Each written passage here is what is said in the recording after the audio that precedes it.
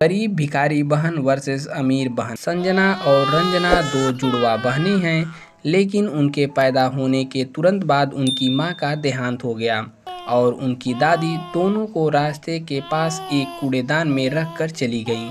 भला दो लड़कियों को रखकर क्या होगा, यही ठीक है, पीछा तो छूटा इनसे। उनकी दादी लड़की नहीं चाहती थी। कूड़ेदान में दोनों रोते रहते हैं। संजना गोरी है और रंजना काली। अगर आज उनकी माँ जिंदा होती तो वह दोनों को ही अपना लेती, मगर अफसोस अब इस दुनिया में उन दोनों का कोई नहीं है। तभी वहाँ से एक गाड़ी गुजर रही थी।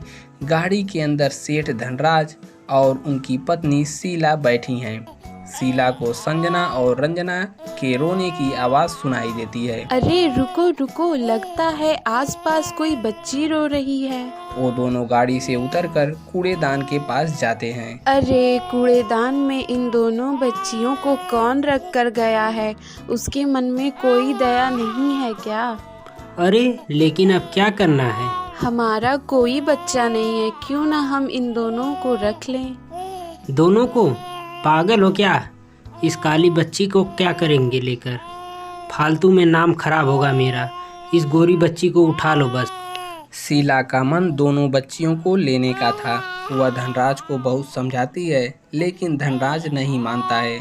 अंत में वह दोनों सिर्फ संजना को ही लेकर चले गए। रंजना वहीं पड़ी रही और जोर जोर से रोने लगी। उसके भाग्य में अभी क्या लिखा है? क्या वह यहीं पड़ी रहेगी? शायद विधाता का ख्याल कुछ और था। कुछ देर बाद वहां से एक भिखारन जा रही थी। तभी उसे रंजना के रोने की आवाज़ सुनाई दी। अरे ये तो किसी बच्चे के रोने की आवाज़ है। कूड़ेदान के पास से आवाज़ आ रही है। भिखारन ने उस कूड़ेदान में रंजना को देखा और कहा, हे भोलेनाथ, ये बच्ची यहाँ ऐसे पड़ी है, मैं इसे ले जाऊँ क्या?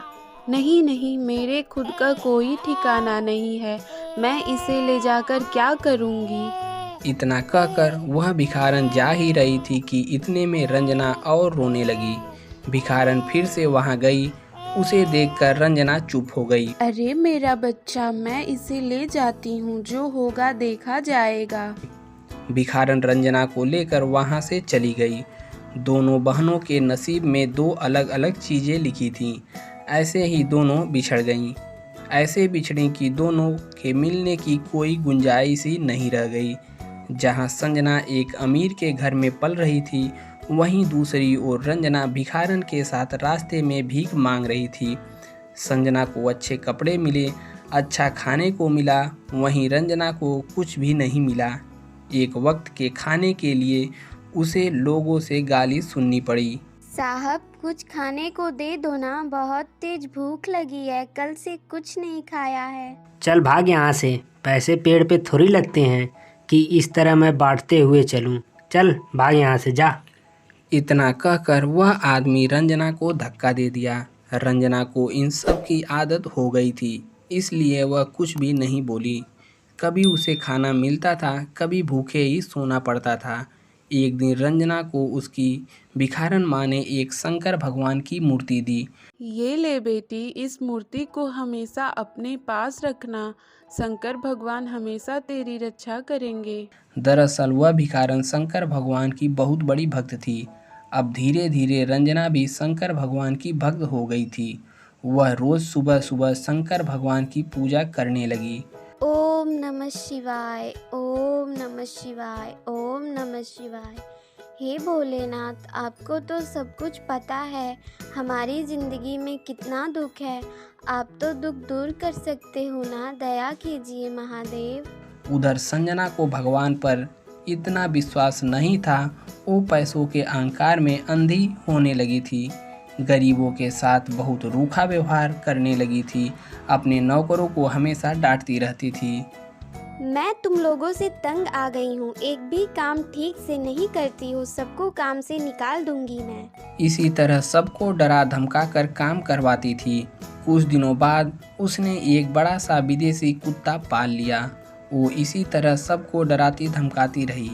इसी तरह कई साल बीत गए। अब संजना व रंजना जवान हो गई थी। धनराज सेठ का देहांत हो गया और इधर रंजना की भी भिखारिन माँ मर गई। अब रंजना अकेले ही सड़कों पर भीख मांगती थी।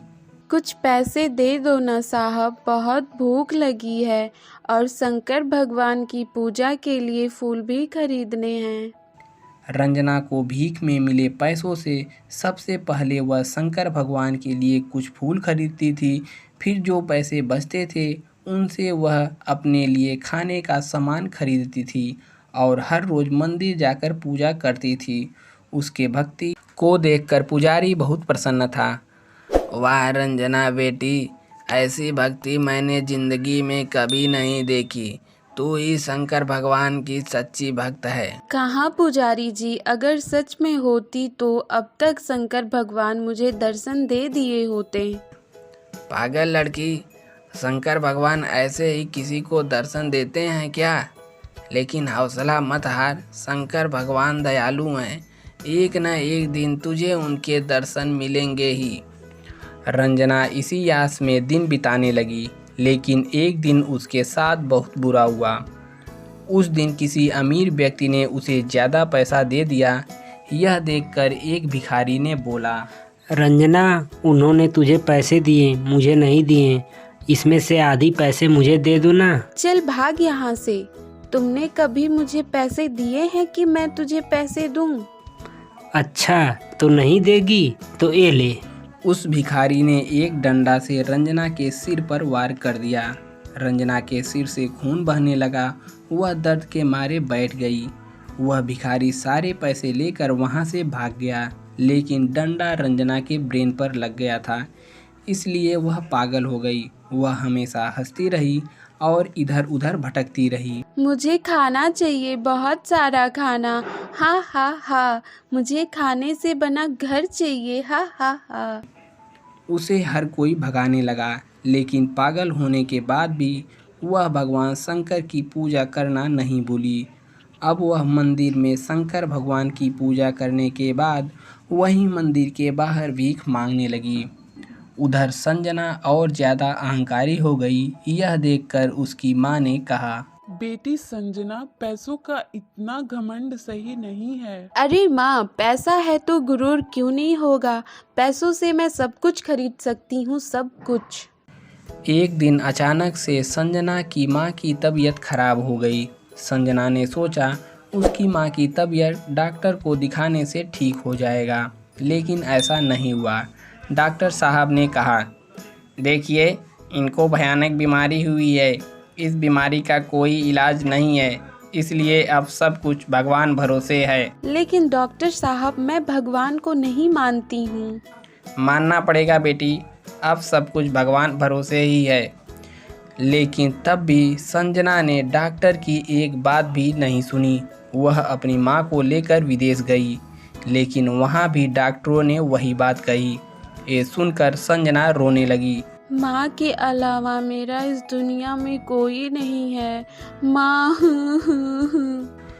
शंकर भगवान सब कुछ देख ही रहे थे। उन्होंने दोनों की परीक्षा लेने का फैसला किया। उन्होंने एक नवजात बच्चे को धरती पर भेजा और एक कूड़ेदान में सुला दिया।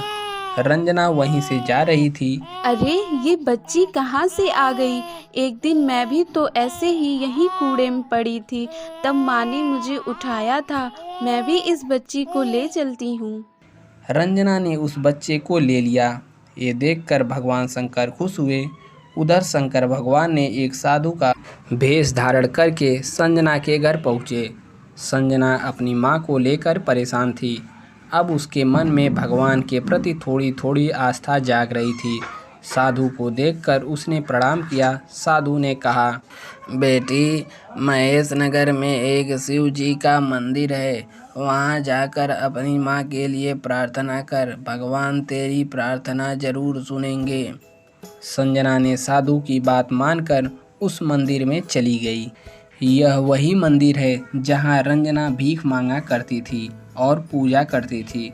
संजना ने भगवान की पूजा की और फिर मंदिर से बाहर आ गई, जहाँ रंजना बच्ची को लेकर भीख मांग रही थी। मेम साहब, कुछ पैसे दे दो ना, भगवान तुम्हारा भला करेंगे। रंजना को देखकर संजना को पता नहीं क्या हुआ। उसने रंजना को 100 रुपया दे दिया। संजना ने पहली बार किसी भिखारी को पैसे दिए थे। तभी एक चमत्कार हो गया, वह बच्चा गायब हो गया और उसकी जगह भगवान शिव जी आ गए। महादेव, आप स्वयं यहाँ आए हैं? हाँ रंजना, मैं तुम लोगों की परीक्षा ले रहा था। हम दोनों की क्यों? हम दोनों एक दूसरे की कौन हैं? तुम दोनों एक दूसरे की बहन हो। इसके बाद शंकर जी ने सब कुछ बताया। सब कुछ सुनकर दोनों की आंखों में आंसू आ गए। दोनों एक दूसरे के गले लग गए। बहन, मेरी बहन कहाँ थी तो इतने दिनों तक? इसके बाद शंकर भगवान ने रंजना को ठीक कर दिया। उन्होंने संजना की बीमार माँ को भी ठीक कर दिया। संजना रंजना को लेकर घर गई। तब उसकी माँ ने कहा, मैं उस दिन तुम दोनों को लेकर आना चाहती थी लेकिन ला नहीं पाई, लेकिन आज मुझे दोनों बेटी फिर से मिल गई। इसके बाद सभी लोग खुशी खुशी रहने लगे। दोस्तों, यदि वीडियो पसंद आया हो तो वीडियो को लाइक करें। नीचे सब्सक्राइब का बटन है, उसको भी दबा दें और घंटे के निशान को भी दबा दें।